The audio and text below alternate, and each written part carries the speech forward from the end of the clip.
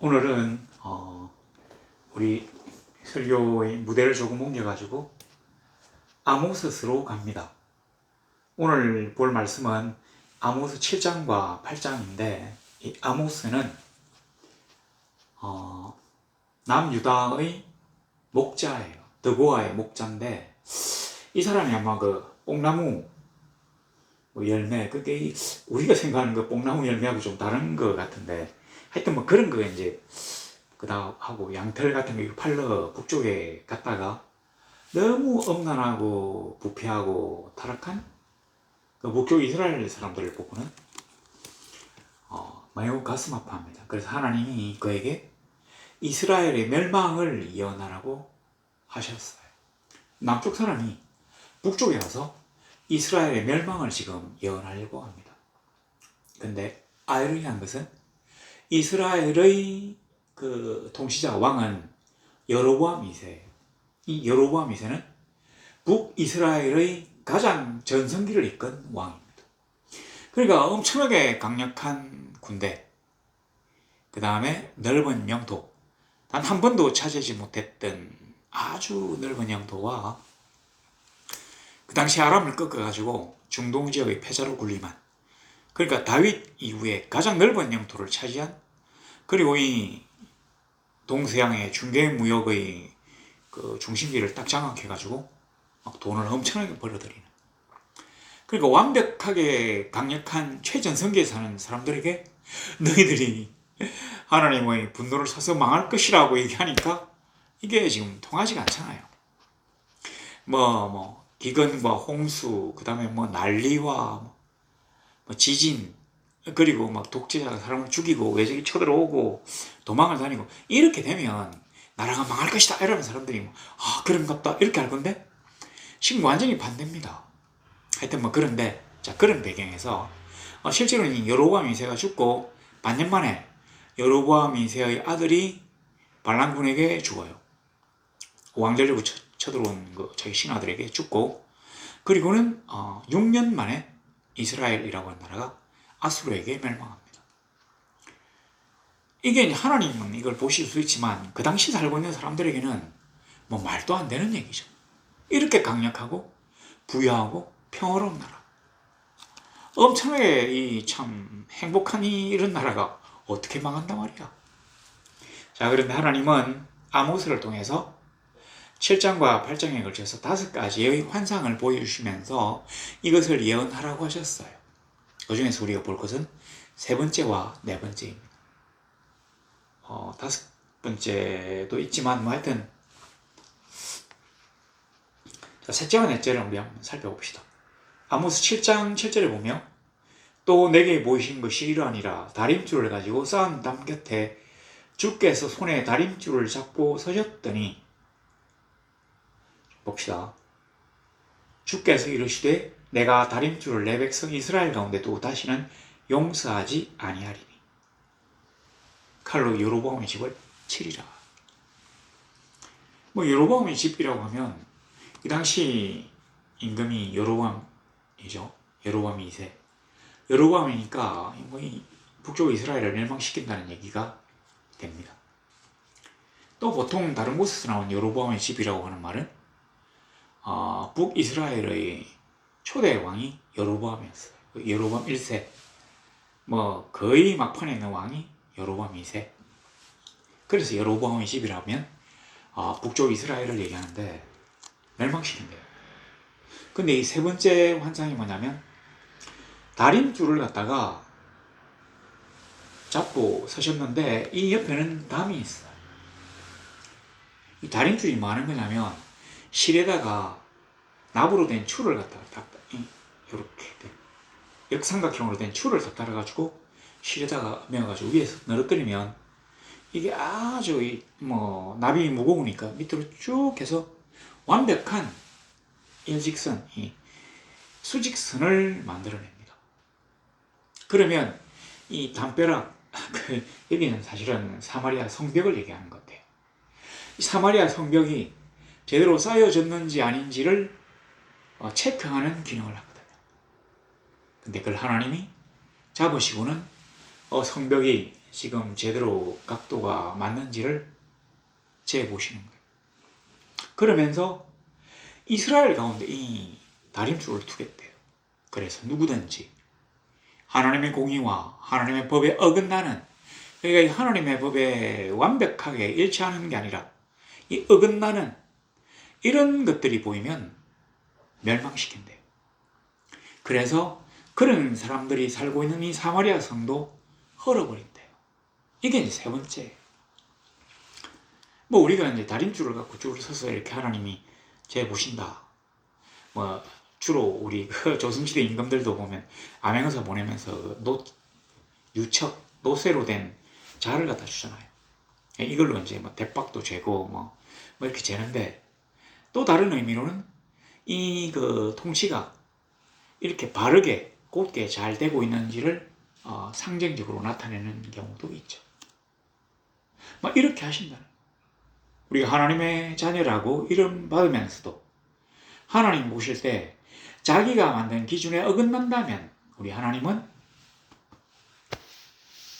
내가 일어나 칼로 여로보암의 집을 치리라 하시니라. 네 번째로 봅시다. 우리 영안이 어느 정도 있으면 하나님이 막 자로 이 세상을 잰다. 그 다음에 다림줄을 잡고 서셔가지고 이 성이 제대로 된 성인지 아닌지를 체크한다. 아니면 멸망시킨다. 헐어버립니다. 이해할 수 있어요. 네 번째 이 환상이 뭐냐면 여름 과일 한광줄이에요. 지금도 사실 매우 더운데 옷을 입고 있는 게 약간 좀 어려울 정도로 더운데, 이런 그 무더위에서 우리 한번 생각해 봅시다. 어떤 그 숲이 있어요. 약간 언덕 있는 그 숲에 테이블과 긴 의자들이 놓여져 있어요. 여기 앉아 있으면 이 숲 속을 샥 스치며 지나가는 바람으로 인해서 시원해요. 그리고 이 테이블 위에 바로 여름과일 한 광주리가 놓여있는 거예요. 여름과일이라고 하기도 곤란하지만 또 여름과일 하면 제일 먼저 생각나는 게 수박이잖아요. 이게 다 좋은데 그 장마 때 물을 먹으면 그 다음부터는 좀 싱거워져서 맛이 없어요. 그리고 이게 너무 익으면 농해가지고 맛이 없어요. 아주 까다로운 과일인 것 같은데, 그래도 뭐니 해도 이 여름의 수박은 굉장히 우리들을 행복하게 합니다. 그 냉장고에 넣어놨다가 쫙 따개면 쫙 갈라지면서 빨간 과육이 그 즙을 쫙 내잖아요. 너무 달달하고 향긋하고. 그리고 또 이게 여름 과일이라기는 약간은 또 좀 때가 안 맞기도 하지만 이 포도, 또 오렌지, 지금은 뭐 자두라든지 복숭아, 잘 익은 황도가 백도가 이렇게 참. 그리고 뭐 서양으로 본다면 그 노랗게 익은 그 레몬과 망고, 또 멜론 같은 거. 우리가 이런 여름과일 한광주리를 본다면 무엇을 제일 먼저 느낄까요? 먹고 싶다. 그리고 하나님이 우리가 고생했다고 시원한 여름과일 한광주리를 우리에게 주시는구나. 감사합니다. 근데 여기서는 그 천만의 말씀이에요. 보니까 8장 1절에 주 여호와께서 내게 이와 같이 보이셨느니라. 보라, 여름과일 한 광주리니라. 그래서 여름과일 한 광주리를 내가 본다고 얘기하니까 하나님이 혹시라도 아모스가 착각할까 싶어서 이 여름과일이 뭔지를 보여주시는 거예요. 설명하시는 거죠. 내 백성 이스라엘의 끝이 이르러선즉 내가 다시는 그를 용서하지 아니하리니. 여름과일 한 광주리를 보여주시고는 이스라엘의 끝이 이르렀대요. 그래서 내가 결코 다시는 그를 용서하지 않는답니다. 무슨 말이죠? 여름과일 한 광주리, 그 탐스럽고 맛있는 과일이 한 광주리가 있는데 이게 왜 끝이고 멸망입니까? 이게 이제 약간 이 한국 사람들하고 좀 다른 게, 이 원문에는 여름과일이라고 하는 게 카엘처예요. 카엘처. 그러니까 발음이 카엘처. 근데 끝이라고 하는 거, 여기네요. 이스라엘 끝. 이 끝이라고 하는 이 발음도 카체예요. 그러니까 카이처, 카처 뭐 이렇게 들리면 얼핏 좀 비슷하게 들리는 이 언어 유희를 이용해 가지고 이 여름과일 한광유를 카이처, 카처 요렇게 이 끝이라고 하는 것들을 갖다가 연상시키기 위한 어떤 방법으로 여름과일 한광주리를 보여주시는 거죠. 그러니까 이 시각적으로 보는 게 아니라 이 들려서 청각적으로 이 발음이 끝이구나. 가이츠구나. 가이츠구나. 막 요렇게 끝이구나. 또 하나는 뭐냐면 이 여름 과일이잖아요. 우리나라에는 가을에도 이 과일이 열리잖아요. 뭐 사과라든지 배라든지 감이라든지 이런 이제 과일들이 막 열리는데 이쪽 나라에서는 아마 이 사과, 배, 감 이게 없는가 봐요. 그래가지고 그 한 해를 따지면 여름철에 이 과일을 수확하면 그 다음에 뭐 봄이 되기까지는 과일이 열리지 않아요. 그러니까 다른 말로 이게 또 끝이라는 얘기예요. 마지막으로 과일이 열리니까 이게 이제 마지막이다. 끝이라는 얘기죠. 우리 하나님이 다림줄도 인간의 삶이 바른지 하나님의 법 앞에 바로 서 있는지를 체크하는 다림줄을 잡고 서셨어요. 그 다음에는 여름과일 한광유리를 보내셨어요. 뭐 제가 이제 두 가지 의미를 들어서 이게 멸망을 예언하는 환상이라고 말씀드렸지만 자, 또 다르게 우리가 한번 생각해 봅시다. 이 여름과일이 보면 굉장히 맛있어 보이잖아요. 가장 대표적인 수박을 한번 볼까요? 저도 이제 수박을 너무 좋아해가지고 우리 그 예배 마치고 나면 식사하고 항상 수박을 막 따가서 먹는데 이제 이 장마가 사실 부산에는 비가 안 왔어요. 장마다운 장마가 생기지 않았어. 마른 장마. 우리 몇 년 전부터 뭐 장마철에 비 안 오는 거는 부산에서는 아주 일상적인데 그래도 이 수박이 부산에서 나오는 게 아니니까 다른 데서 나오잖아요. 그 장마철에 이 수박이 땅에 있다가 이 물을 빨아 당기면 이게 좀 싱거워져요. 근데 싱거운 거는 괜찮은데 이제 수박이 익다가 너무 익으면 뭐라고 합니까? 농익었다잖아요. 농했다고 하는 거죠. 농이라고 하려고 하면 이 수박을 뭐 그렇게 너무 먹고 싶어서 그 다음에 이제 장마철이라고 해도 제가 따게 봤더니만 누른 심지가 다 들어가가지고 맛이 없어요. 그리고 다른 부분은 모래알처럼 막 이렇게 슥슥 흘러내리더라고요. 그 다음부터 이제 수박을 안 먹는데 바로 이런 거. 끝으로 보기는 지금 수박이 굉장히 잘 익고 탐스러운 것 같아요. 왜냐하면 똑같아요. 크고 겉으로 뭐 싱싱하고 그럼 그 안에는 이미 농했다는 거죠. 왜냐하면 너무 오래 익었기 때문에. 우리가 하나님의 복을 받아가지고 행복한 삶을 살고 있습니다.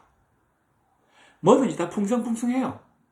그리고 웬만한 거는 뭐 국민들이 막 이렇게 손을 들면 정부에서는 대부분 다 들어주는 방향으로 일이 처리됩니다.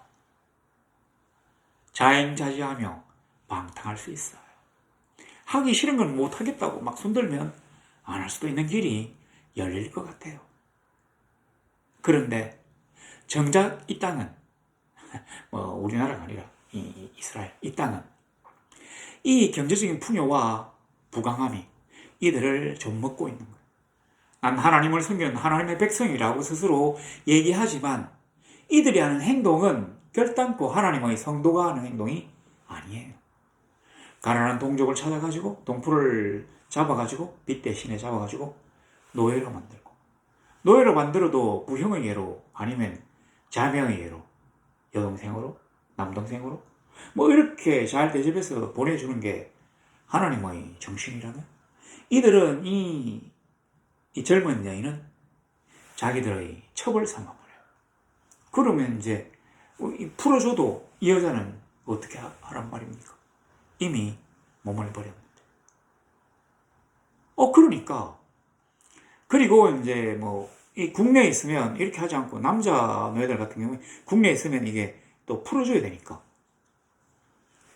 다른 나라에 팔아버려요. 절대로 풀려나지 못하도록. 뭐 이런 식으로. 그리고 가난한 인들에게 구리대금을 내가지고는 엄청나게 많은 그 이자를 뜯어가지고 이 백성들을 괴롭혀요. 정부에 얘기하면, 관헌에게 얘기하면 이 사람들은 부자의 뇌물을 받았기 때문에 가난한 자들의 호소에 귀 기울이잖아요. 그러니까 하나님이 여름벌 한광줄이 정말 잘 익어가지고 향기로운 냄새가 확 나면서 뭔가 이게 엄청나게 행복한 것들을 줄 것 같지만 이 안에 이미 너무 익어가지고 조금만 더 익으면 뭐 쓰지도 못하고 이제 그때부터 냄새가 날. 그래서 하나님이 이런 두 가지의 환상을 보여주시면서 목자 아모스를 통해 가지고 북이스라엘의 멸망을 외치도록 하신 것입니다. 너무 더워요. 그러나 하나님이 이 더위 가운데서도 우리가 지켜야 될 것, 해야 될 것은 하게 하십니다. 지키게 하셔요. 그래서 하나님의 때가 이럴 때까지 잠잠하며 나아가기를 원하시고, 또 이거 그냥 놔두면 농익어가지고 못 먹고 버리잖아요. 그러지 말고 남 주세요. 가난한 자들에게 나누세요. 그리고 하나님 앞에 바로 서세요. 그래야만이 하나님이 이 땅의 심판을 연기하실 것입니다. 하나님 사랑이 많으신 그 하나님은 우리가 죄를 지어도 괜찮다 하시는 분이 아니라, 우리가 죄를 지으면 그 죄를 회개할 수 있는 기회를 주시는 분이심을 깨닫고 지금도 늦지 않았어요. 그 옛날 북이스라엘이 멸망 앞에 선 것처럼 오늘 우리 이 한반도의 남쪽이 어떤 운명을 맞게 될지는 우리네 삶이, 우리 성도의 삶이 중요하고, 하나님 우리를 얼마나 불쌍히 여기시는지가 중요하다고 하는 것을 깨닫고 멋진 성도로서의 길을 계속 갈 수 있기를 우리 주 예수 그리스도 이름으로 간절히 소망합니다.